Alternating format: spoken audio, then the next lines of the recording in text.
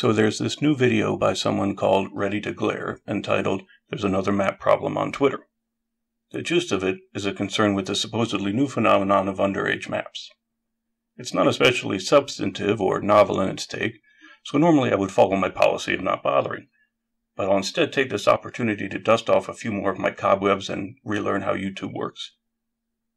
In reviewing a few Twitter profiles, among her first responses is the ever so clever age is just a number. Yeah, age is just a number. 911 is also just a number, and prison's just a room, so I guess it's all good.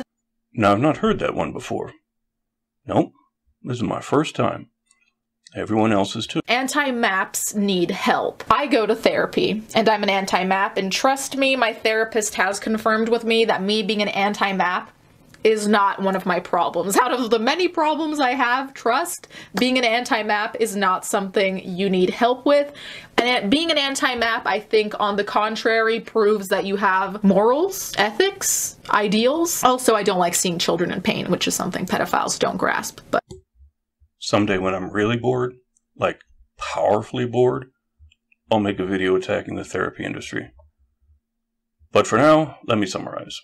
I don't respect therapy because I'm a scientist, because I invent, transform, create, and destroy for a living, and when I don't like something about the world, I change it. And I don't think going to a rented office in a strip mall to listen to some agent of averageness explain which words mean which feelings has ever helped anyone do anything. I think it's helped a lot of people get comfortable and stop panicking, which is a state of mind we value in the animals we eat, but not something I want for myself. I'm not a cow. I'm a pickle when I feel like it, so you asked. Oh, and if being anti-map proved you have morals, etc., then something Nazi skeweedy, there's clearly nothing that stops someone from being a walking shit monster and wanting to protect children from sex. If I had to guess, I'd say there's at least a weak positive correlation between the two. And no one wants to see children in pain. Except for people who think they should be jailed for taking or receiving pictures of each other, or people who want their partners imprisoned. But I guess we're still assuming all sexual interaction is emotionally scarring, in which case, citation needed. Who's next to pick on? Last one before we get to the meat of this. Founder and leader of the Legion of Infinity, whatever that is, pro-map activist, pro-contact, anti-religion but spiritualist, polyamorous and polysexual. Feel free to ask questions. Boy, I have a lot of questions. What is a pro-map activist, really? Because in my books, activism is fighting for something that typically is worth fighting for, and I find it laughable in like the most depressing way possible that you are proud to be, well, at least proud enough to put it in your bio, activist that is pro-pedophile. Whoa, I'd take it easy. I don't agree with everything in the Legion of Infinity's platform, but even I know not to fuck with these guys, and I fuck with everybody. Anyway, I'll fill you in some on pro-map activists. We simply discourage blaming or shaming people for sexual attractions they can't control. Many of us reject the assumption that sex is like doing a stint in an American prison, that it's a given you're going to come out of it more fucked up than when you went in. And given the rejection of that assumption, we don't see the aforementioned prisons as really called for in dealing with an otherwise harmless individual who provided a minor with additional access to sex. We also tend to see those who do see prisoners called for as suffering from a sickening bigotry and a mass delusion.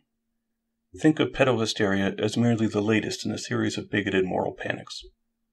The idea that homosexuality or sodomy should be illegal. The idea that divorce is an abomination. The idea that interracial relationships warrant vigilante justice. The idea that abortion is murder, or that pregnancy or single motherhood should be shamed, or that premarital sex is a sin, or that women need to cover up. The list is endless. It's all sex negative. We see the pattern. The Puritans have always been wrong. Sexual repression is the real cause of harm. Enough already.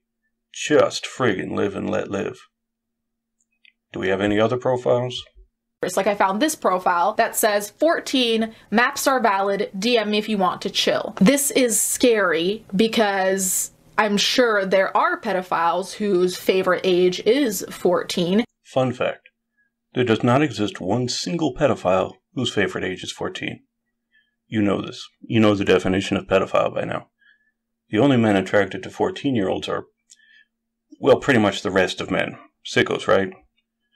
Remember the time Sam Harris said he doesn't especially like the word atheist because, for example, we don't have a word for people who don't believe in Zeus, it's just the default? I feel the same way about maps. If you're a man most attracted to females shortly after the beginning of their reproductive years, the only word we need for you is normal. Now, normal is a problematic word, and I certainly don't intend to offend any heterosexual men whose sexuality doesn't fit the description, but yeah. And of course, I'd love to see similar studies for women and homosexuals. Because imagine there's a 30-year-old pedophile on Twitter, and then there's a 14-year-old person who is a pedophile ally. These two coming together is perfect because the pedophile doesn't even have to force themselves or like validate themselves. They can just, like, they're already automatically respected and considered valid. It scares me, okay? Like, I know I'm not vocalizing this well, but it scares me. Please give this scenario a long period of reflection. Where would you get the authority to tell two people what they're doing in their private lives is wrong? Leaving actual pedophilia aside for a moment, these are two individuals of sexual age. If you're their mom, then go right ahead and step in. Otherwise, it's not your business. It's not the state's business. You're not a god. Please keep your moralizing to yourself. It truly is a powerful destructive force.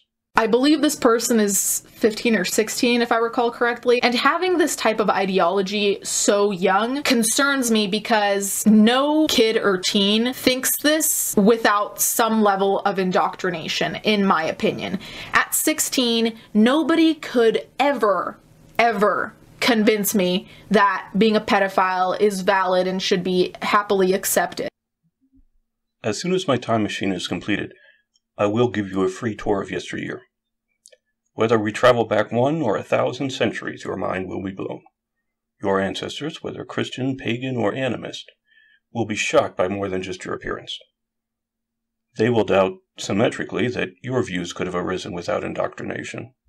Now, let us speak no more of this. Revolution is afoot, and we need each other. The fascists are killing us every day. We all have battle plans to draw, phalanxes to drill, and biological weapons to grow.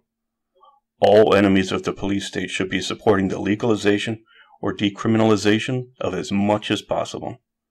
Sex, drugs, and petty misdemeanors are otherwise only an invitation for police violence.